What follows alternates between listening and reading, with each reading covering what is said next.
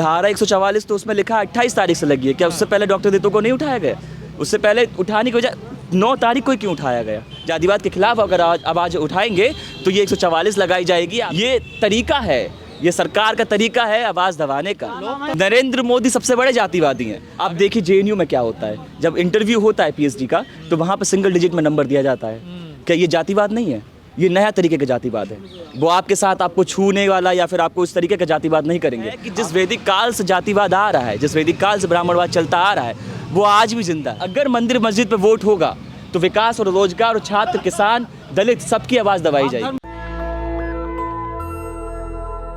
Sir जिस तरह रितु का धरना हटा दिया गया है 136 दिन के बाद, आप कैसे देख रहे हैं इसको? कहा जा रहा कानून का पालन नहीं हुआ।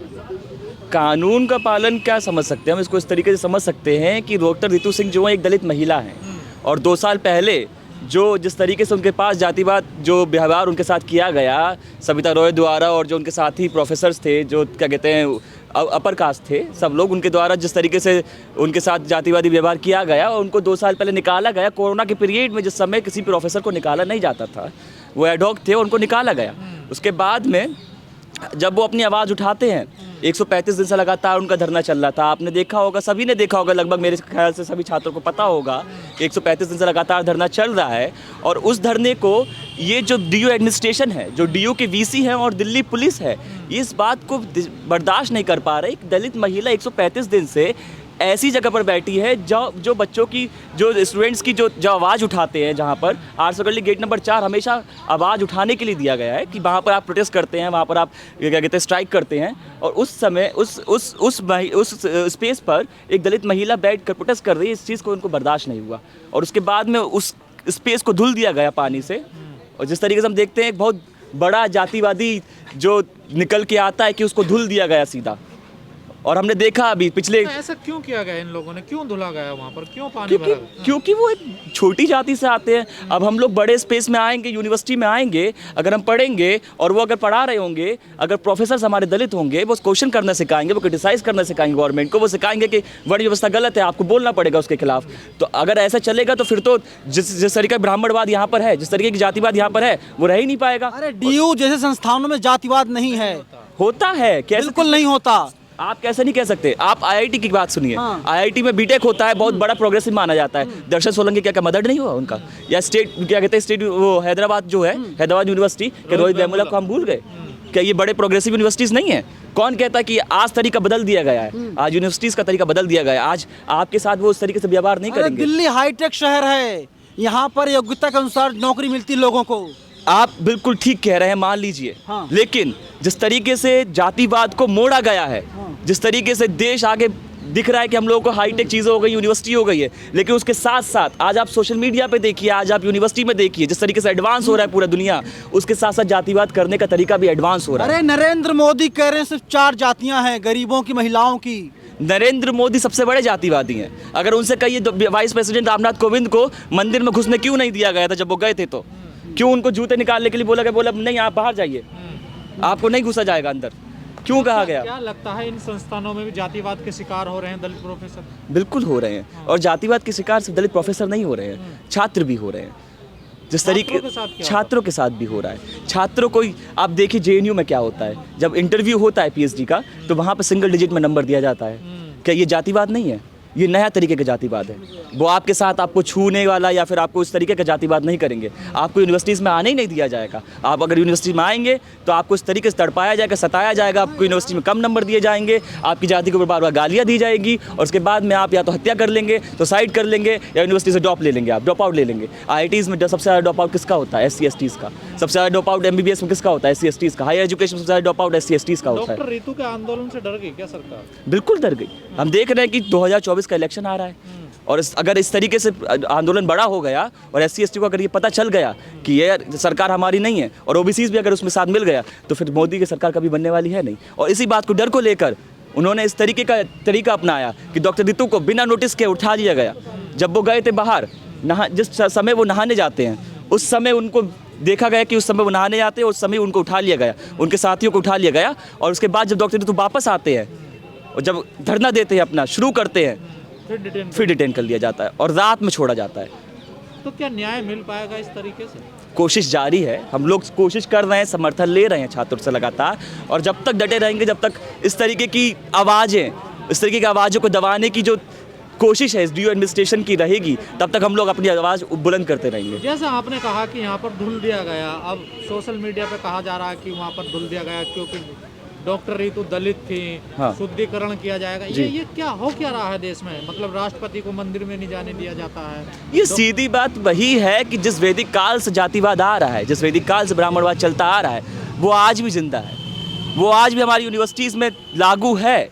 बस हम लोगों को देखना है, उसको पहचानना है। पर यहाँ तो पढ़े लिखे लोग हैं, सब देखिए। पढ़े लिखे लोग, आप ये देखिए आप कि कितने भी प्रोफेसर पढ़े लिखे हो जाइए, लेकिन अगर वो जातिवाद नहीं करेंगे तो उनके बच्चे आगे नहीं आ पाएंगे ना। उनको पता है कि रिप्रेजेंटेशन अगर मिल गया दलितों को तो फिर लड़ाई हो जाएगी योग्यता की, और अगर रिसोर्सेज अगर बराबर बांट दिए गए, योग्यता की लड़ाई हो जाएगी, तो हमारा स्पेस खत्म हो जाएगा। और अब धारा 144 लगा दी गई है उस स्थल पर।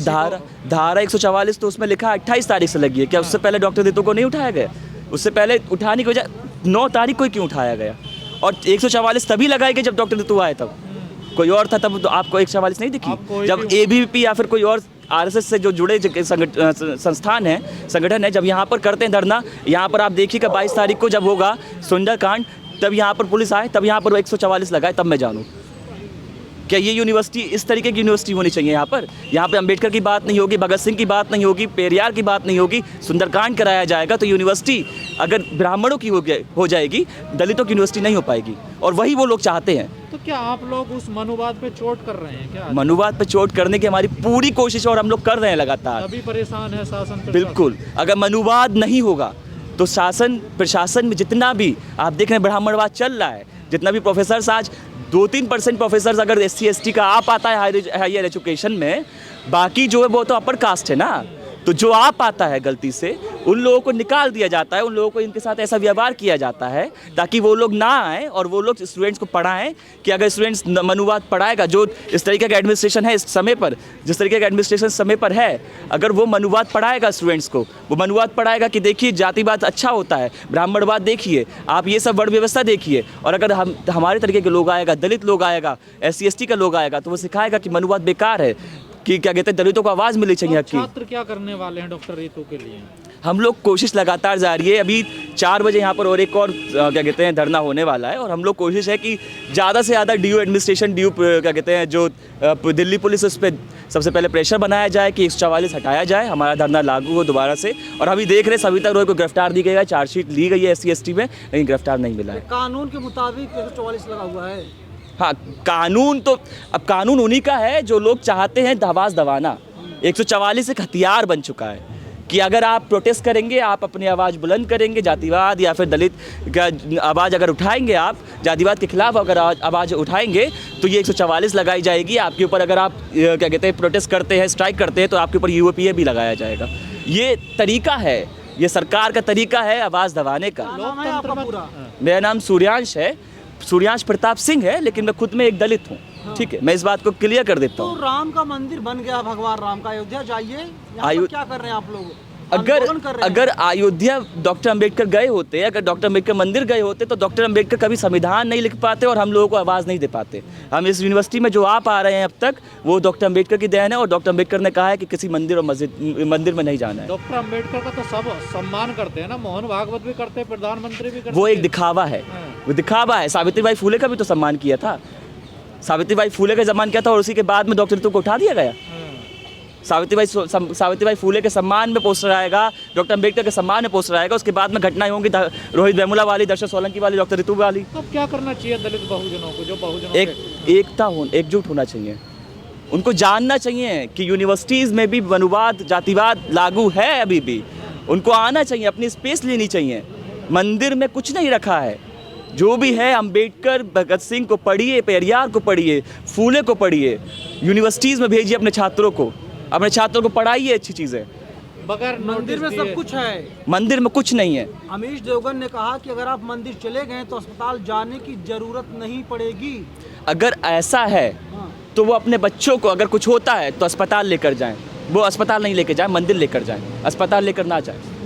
और आप देखा होगा आपने, जितने भी बड़े बड़े नेता हैं, किसी का कहीं से इलाज चल रहा है, किसी का देश विदेश से इलाज चल रहा है, किसी का सबसे बड़े बड़े क्या कहते हैं वेदांता में जाते हैं। वेदांता में जा रहे हैं, एम्स में जा रहे हैं, तो उनसे कहिए मंदिर में जाएं, अयोध्या का चक्कर काट के आएँ। राहुल गांधी ने आज स्वीकार कर दिया जो प्राण प्रतिष्ठा उनके लिए गई थी राम मंदिर। कांग्रेस ने कहा कि हम नहीं जाएंगे अयोध्या। बिल्कुल सही स्टेप है, ये बहुत बढ़िया स्टेप है। अगर अगर भगवान में नहीं जाएंगे तो क्या मस्जिद में जाएंगे? बात यहाँ मंदिर मस्जिद की नहीं है, बात यहाँ रोजगार की होनी चाहिए, बात यहाँ विकास की होनी चाहिए, बात यहाँ छात्रों की होनी चाहिए। क्या गरीबों की बात हो रही है, किसानों की बात हो रही है? मंदिर मस्जिद की बात पर अगर आप वोट लेंगे तो ये सरकार क्या करेगी फिर? आपको लगता है मंदिर मस्जिद पर अगर आप वोट देंगे? को जाना नहीं चाहिए था वहाँ पे? बिल्कुल नहीं जाना चाहिए। क्यों? क्योंकि अगर मंदिर मस्जिद पर वोट होगा तो विकास और रोजगार और छात्र किसान दलित सबकी आवाज़ दबाई आप जाएगी। धर्म विरोधी हैं, मैं धर्म विरोधी नहीं हूँ, धर्म की रक्षा कीजिए। नहीं, मैं धर्म विरोधी भी नहीं हूँ। मैं बस ये कहना चाह रहा हूँ कि मंदिर मस्जिद की पॉलिटिक्स ना हो। पॉलिटिक्स हो तो रोजगार पर हो, पॉलिटिक्स हो तो विकास पर। नेशनल दस्तक की आपसे गुजारिश है कि अगर इसको बचाना चाहते हैं तो नेशनल दस्तक को सब्सक्राइब करने के लिए रेड कलर के सब्सक्राइब बटन को दबाएं, फिर बेल आइकन की घंटी दबाएं। नेशनल दस्तक को बचाने के लिए बहुत जरूरी है कि हर खबर को शेयर करें, लाइक करें, कमेंट जरूर करें।